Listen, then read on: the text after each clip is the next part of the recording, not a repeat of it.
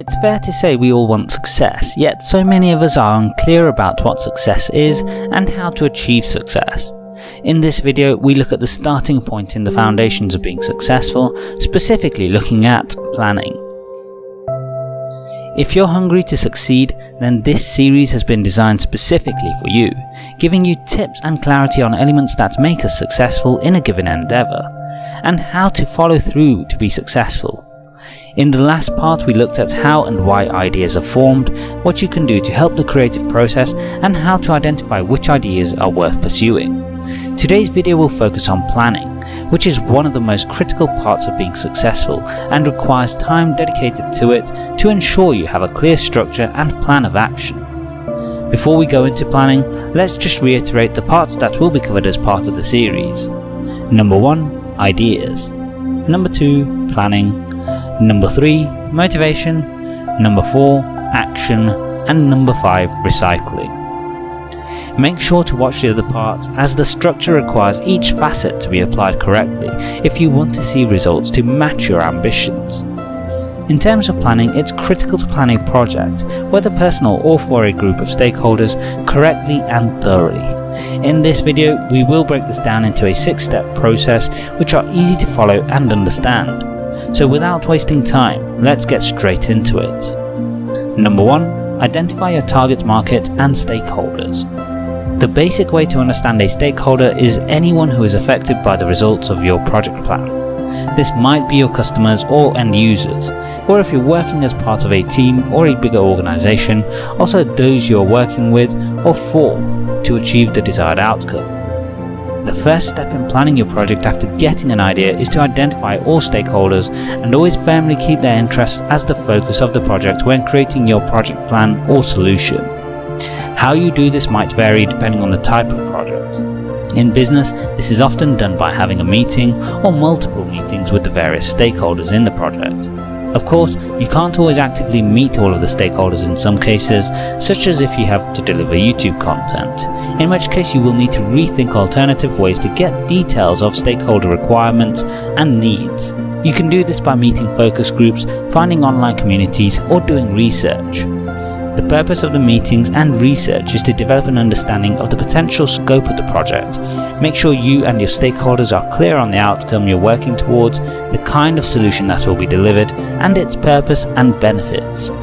At this point, it's always vital to remember that it's easy to focus on the solution or product being created, but it's best to keep focus on the purpose of the solution and the problem it resolves for the person who benefits from it. Number 2, create goals.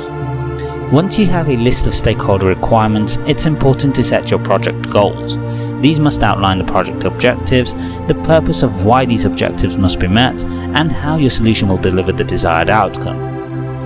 You can do this by documenting each goal and the possible solution to achieve the goal.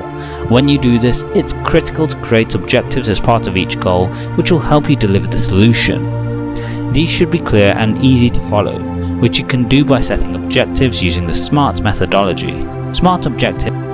Doing this will help you focus on what you're trying to achieve with each goal in the scope of the project, as well as provide guidance in the direction the project will take. Number 3. Identify tasks and deliverables. The first step was to understand the scope and requirement of a project, whereas the second step was to create the individual goals and objectives to fulfill the overall scope in the project. Following on from this, the third step is to design the solution to allow you to create deliverables and tasks on the project. This will mean to focus on the how rather than the why and what you're trying to accomplish with the project.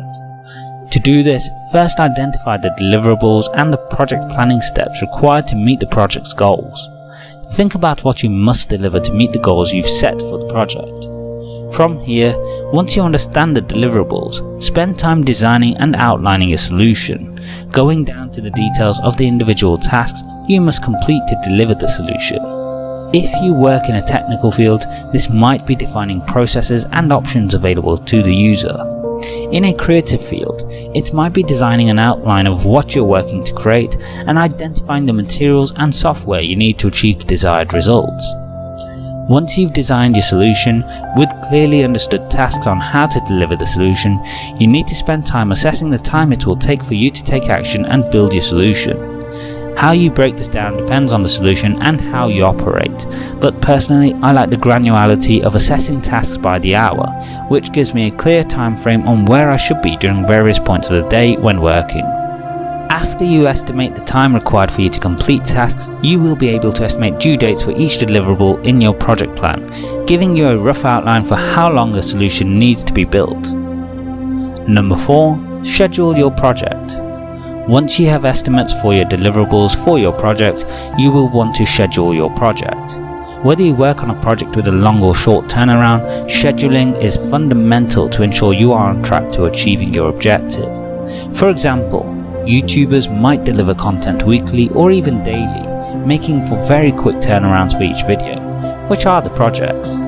Unless the creator has a clear schedule to help them create and deliver content, maintaining consistency in delivering will be close to impossible. To schedule your project, look at each deliverable and the series of tasks that must be completed to accomplish each one. If you're managing a team, it's important to assign the correct deliverables or tasks to the correct member of the team. Scheduling also based on their availability. However, when working individually, your focus will be more on time than necessarily skills, as you have to do everything yourself anyway. In addition to scheduling time, you also have to factor dependencies and the order in which tasks and deliverables are scheduled. After all, there's a very realistic possibility that one deliverable is dependent on another being built and available. For example, when creating YouTube content, I have to first record my voice for a video before I can edit the visuals, as the visuals are dependent on my recording. Number 5. Identify risks. Risks are part of the parcel of projects and must be identified when planning a project. Not doing so could be costly for you later down the line. It might not be fun, but it's better to be prepared. Therefore, go through a risk assessment when planning a project. This would be identifying all of the possible risks associated with the project and what the impact would be were the risk to become a real issue. For example, this might be people going on holiday or becoming sick, in which case you need to understand the impact it would have on your project and on the schedule you set up in the previous step. Try to set up contingencies where possible, such as tackling high-risk tasks early to minimize their potential impact later on, and make your stakeholders aware of the risks and their potential impact. Hopefully issues don't arise, but it's better to be prepared and have contingencies in place than for unwanted surprises to appear during critical points of the project. Number 6. Communicate your project plan. The final stage of planning is to communicate your plan with your stakeholders. This may not always happen with consumers, depending on what you're delivering and for what purpose, but is common in business with clients. This will be to present what you've outlined and where responsibilities lie and with whom. Make sure to communicate clearly and have ways to track progress against your objectives. This is critical during management of actions to ensure you have clarity on whether you will achieve the timescales set. While I did mention this communication may not always occur with all stakeholders, such as consumers, there have been some trend changes where many have shared plans and projects more openly. This is particularly common on platforms such as YouTube, where the creators often outline their plans for their channels with their viewers. So use these steps and plan your projects correctly. Doing so will put you in the best place to have a successful project. In the next video, we'll be looking at motivation, but in the meantime, I'd love to know how much time do you spend planning a project? Let me know in the comment section below. If you enjoyed this, please leave a like and share this with others as we aim to help people live life on their terms, and subscribe for more content like this. Make sure to hit the bell icon to ensure YouTube notifies you of the latest content. Thanks for watching.